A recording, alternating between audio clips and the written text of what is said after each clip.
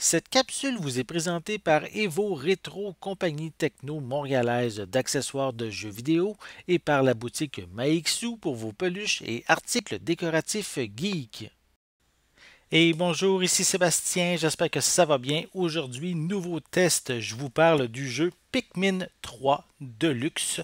Donc, un jeu que j'ai évidemment testé sur Nintendo Switch. On peut en fait se procurer le jeu sur le eShop et également en copie physique depuis le 30 octobre 2020.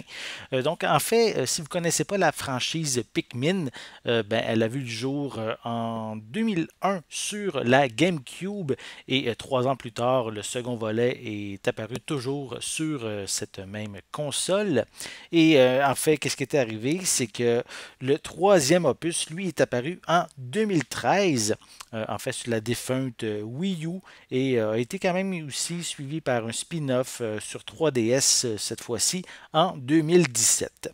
Donc, puisque la Wii U n'a pas eu le succès espéré par Nintendo, le troisième opus ici revient dans une version de luxe sur Nintendo Switch.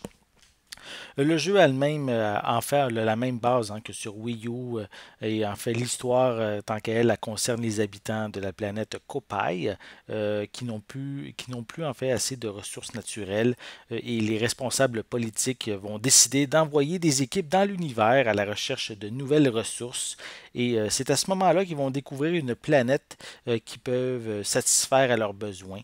Il va y avoir un équipage qui va partir en mission, mais qu'est-ce qui va arriver, c'est que leur vaisseau va s'écraser sur la planète pleine de ressources et également qui est remplie de petits Pikmin. Ces petites créatures-là ont seulement quelques centimètres de haut et vont aider le trio qui est composé du commandant Charlie, de la jeune Brittany et de l'ingénieur Alf. Ils vont en fait, les petits Pikmin, les aider à survivre sur cette planète qu'ils vont devoir en fait explorer tout au long de l'aventure. Dans l'accident, les trois personnages vont être séparés et ils vont aussi avoir certaines pièces de leur vaisseau qui vont être perdues.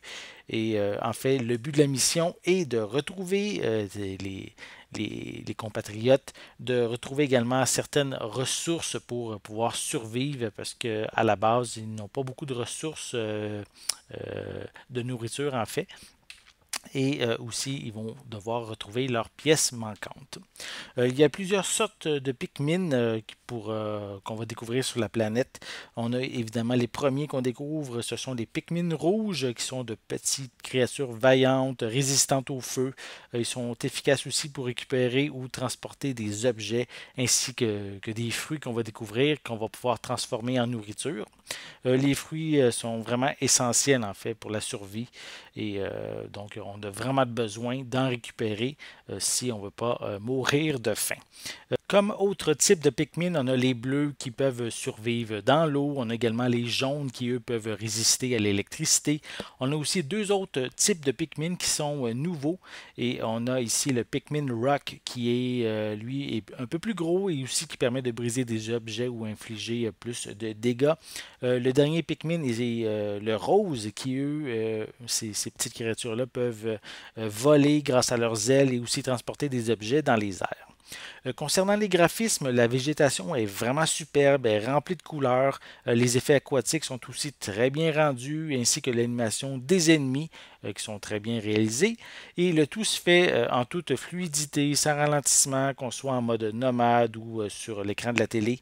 Par contre, j'ai rien remarqué d'amélioration visuelle, évidemment, comparativement à la version Wii U.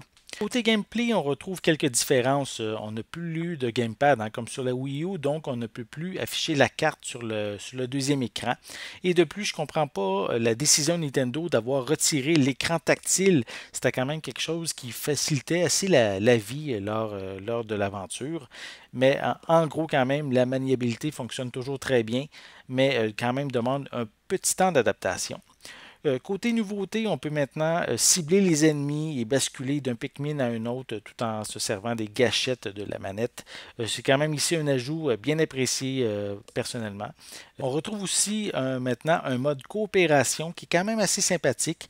J'aurais pas dit non à un mode en ligne, mais je vais devoir quand même ici, mais plutôt tout le monde va devoir se contenter d'un mode multi en local avec un écran divisé alors que chaque joueur effectue une tâche spécifique qui va rendre quand même en même temps l'objectif commun plus facile et aussi plus rapide à compléter. Par contre, le mode difficile, qui est quand même ici une nouveauté, apporte un challenge, oui, effectivement plus corsé, avec notamment moins de Pikmin à notre disposition et des journées qui vont s'écouler plus vite. Ça va sûrement intéresser, je dirais, ceux qui ont déjà complété l'aventure sur Wii U. Cette version de luxe apporte aussi de nouvelles quêtes supplémentaires qui mettent en vedette Olimar et Louis, les héros de Pikmin 1 et 2. Les événements se passent en parallèle du jeu de base en combinant des objectifs familiers comme combattre des monstres et récupérer des fruits. C'est amusant, c'est assez simple en même temps, mais cet ajout je pourrais dire, ne vaut pas à lui seul un nouvel achat si vous avez déjà la version sur Wii U. Pikmin 3 Deluxe est toujours aussi amusant et surtout toujours aussi addictif. Si vous avez jamais joué, c'est vraiment un jeu à ne pas manquer, surtout si vous aimez les jeux d'aventure et de stratégie. Pour ceux qui ont déjà fait cet opus, Nintendo, oui, propose du nouveau contenu supplémentaire, mais pour moi, ça suffit pas vraiment pour justifier un nouvel achat. Et si vous avez envie vraiment d'y jouer à deux, par contre, si vous avez envie d'avoir un challenge plus corsé, et surtout avoir la possibilité de le promener partout en mode nomade.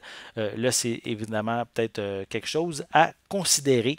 Et pour ces raisons, je vais lui donner la note de 8,5 sur 10.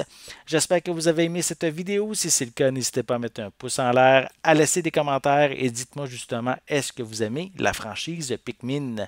N'oubliez pas non plus de vous abonner à ma chaîne afin de rester à l'affût de mes prochaines capsules. En attendant, je vous souhaite une bonne journée, une bonne soirée et je vais être de retour très bientôt. À la prochaine!